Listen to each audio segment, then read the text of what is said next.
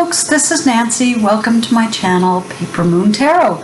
And if you like anything I'm doing, I appreciate you subscribing. And even more important really to me is make some comments below so I can begin to get your ideas and communicate with you. It'd be great. So I am doing a VR to Simon at the Hermit's Cave on Forgotten Tarot decks. And I must say, you know, Simon has hundreds more decks than I do and has been doing this for years more than I have. I've only been doing tarot for about a year and a half. So I can't do, you know, remember when this came out 5 years ago and it was the biggest thing ever and then it just faded away, which was kind of, I felt the sense of Simon's video. Since I only started collecting, I can basically say decks that I bought that, you know, I just don't hear that much about. They're not necessarily forgotten by me. Some of them I love to pull out, but they don't seem to be decks that are talked about out there. And some of them go back to like 2010 and some of them from 2018 to 2019. So I'd like to respond to Simon with what I consider forgotten tarot decks. And I've got 5 of them. So let's take a look. Okay, this actually is the first gift deck I got about 8 months after I started looking at tarot. My husband gave this to me for Christmas, and this is the Golden Wheel Tarot. There are the Tarot of the Golden Wheel. Let's see. Yeah, Tarot of the Golden Wheel. And it's sort of based around Russian folklore. And it's U.S. Games, and it's by Mila Losenko from 2019. And I just don't hear that much about it. And it's really a beautiful deck with a nice little, you know, white book. And the artwork is very pretty. And I asked my husband, I said, this is one I'd like to see. So the backs, we'll start with the backs, are very pretty. And the fronts are kind of watercolorish, very vibrant colors. And they really you know, it's interesting to read about sort of Russian stories and fairy tales that these are based on. I just don't see this very often. And when I first got it, I was like, this is my dream deck. I love it. I love the artwork. I love that my husband gave it to me. And I love that it was my first gift deck. You know, you hear the story about you should be gifted your first tarot deck. Well, this was 8 months into me buying tarot decks, and this was the first one that someone gave me, so it's special. And I think it reads very clear to the Rider-Waite system. But it's very pretty art and very pretty colors. And I never hear about it. People don't ever say anything about having this in their collection. So look at those beautiful pinks in that. It's gorgeous. So that is the Tarot of the Golden Wheel. And I think it should maybe get more attention than it has. I just saw this card and I said, I have to show that before I stop. Isn't that gorgeous? Wow. Anyway, so that's the first forgotten deck. And if you have it, if you've used it, if you can think of a reason why it didn't work for you or it hasn't been more popular, let me know. The next one is one I bought in a little gift shop in town. And I live in a very small town, so for a gift shop to even have a tarot deck is pretty amazing. And that is Mystic Mondays, which I think is more along the line of what Simon was talking about. It's one you saw everywhere. I saw it in a gift shop, not even a tarot shop, metaphysical shop. But it doesn't get mentioned very much. And frankly, I don't pull it out very much. It's got kind of a holographic thing going on with the backs, if you can see that in this light. And kind of holographic gilding on the sides. The cardstock is decent. Here's the images, which are very simple, very straightforward, very graphical. Whoops, she's upside down. This is actually one of my favorite cards in the deck, which is the Six of, no, this is the Chariot, sorry, Chariot. I think it also has a cute Six of Cups. But that's fun. I love that. Look at the colors, my goodness. And it tells me what it is. It's the Chariot, except when I mistake it for the Six of Cups. But other cards, they're kind of mod looking with their color scheme, and I don't know, people liked this at one point. There were reviews, there was interest. I just haven't seen much lately. So I guess this is something of a forgotten deck. It reads very sort of 70s to me.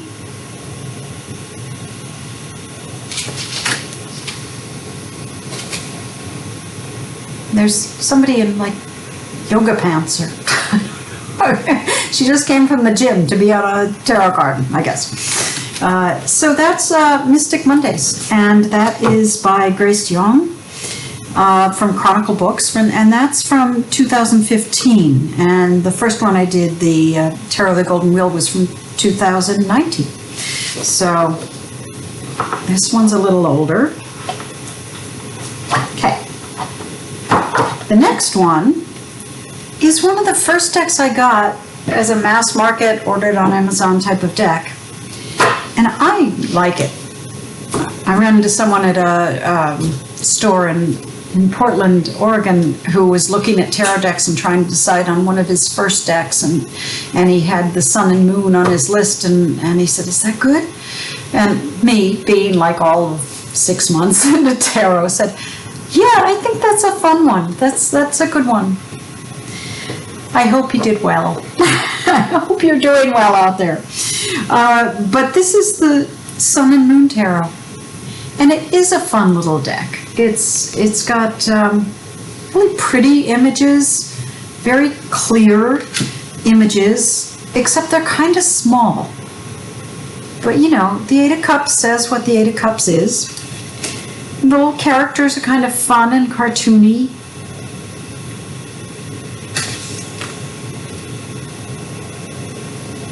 It's just fun. The King of Wands. Look at him. He's charging off on a unicorn in the middle of these flames.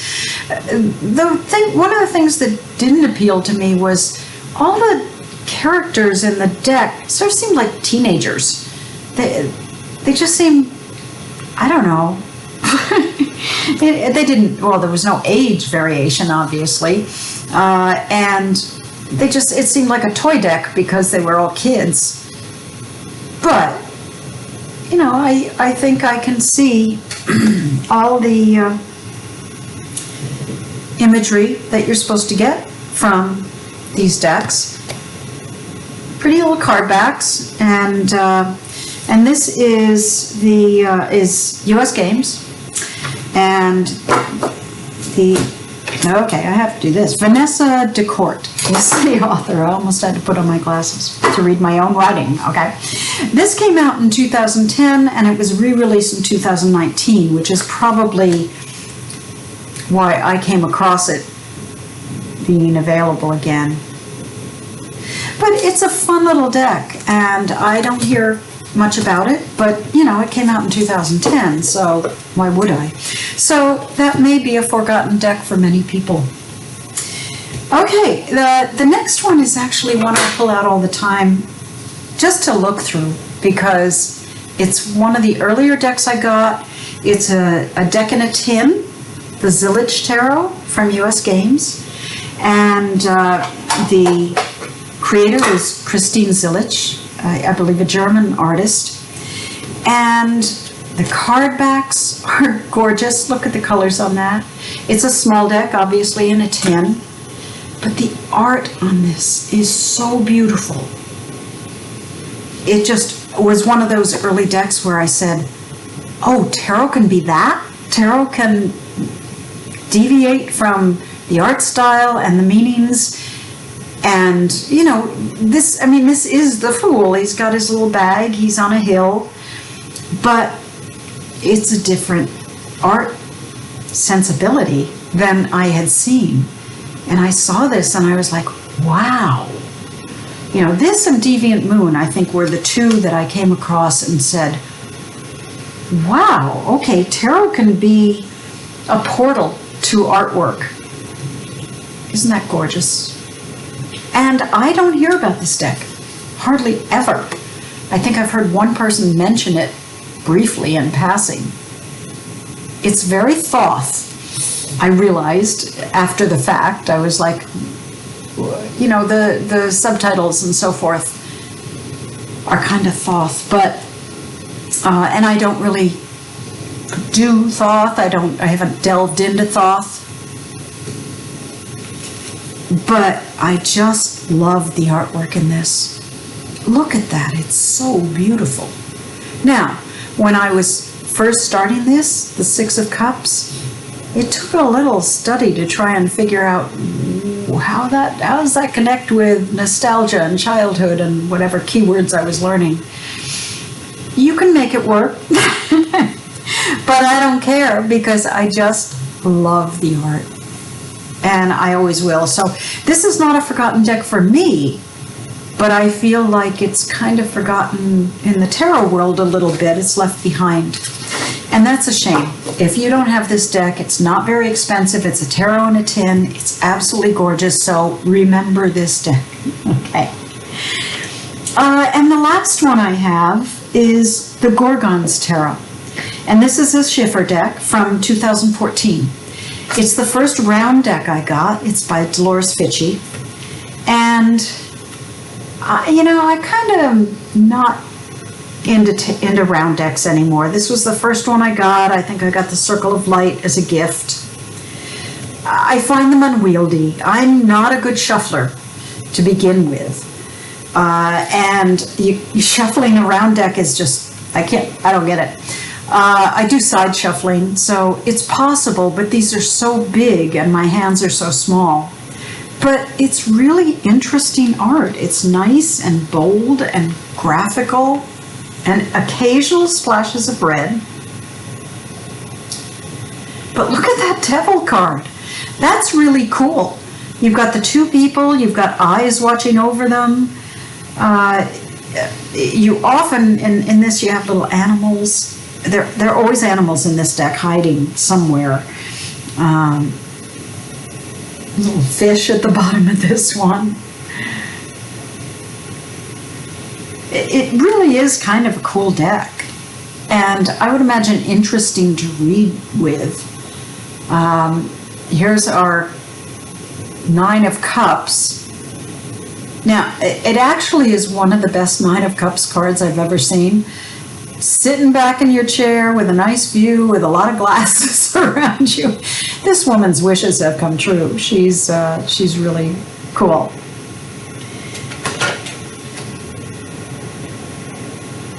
And the moon, which is very important to Paper Moon Tarot. But that's beautiful. She's just standing in the water, kind of a watery sign, holding up her hands to the moon. I've thought about whether I could trim this deck to be rectangular. I think I've heard of people trimming circular decks to be rectangular. It would shoot the shit out of the back, I'm sure. But it's possible, maybe.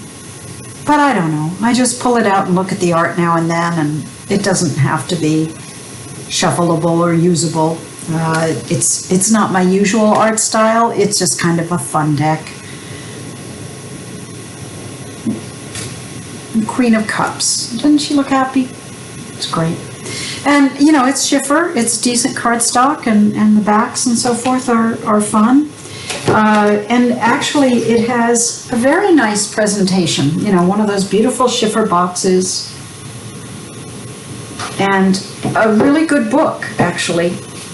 So, one of these smaller kind of horizontal books, which I like. I like any shapes in tarot decks or books that are different, not just your usual rectangular thing. So, you know, I'd recommend it if you're thinking of getting a circular deck. But I don't hear about it hardly at all. Again, I think maybe I heard it mentioned on one channel at some point. Again, it's from 2014, so maybe that's justified. It just doesn't get play anymore. But I think there are other decks that are older, obviously. They hit a point where they're like really old, like 20 years old, and people are still pulling them out, still loving them as their favorite decks. So it's interesting to watch the transitions. Maybe some of these will come back. Maybe they never will.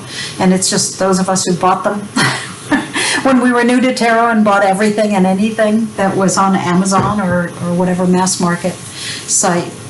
Anyway, thank you for watching. Thank you, Simon, for the challenge. And everybody be safe and go remember your forgotten decks. Thanks.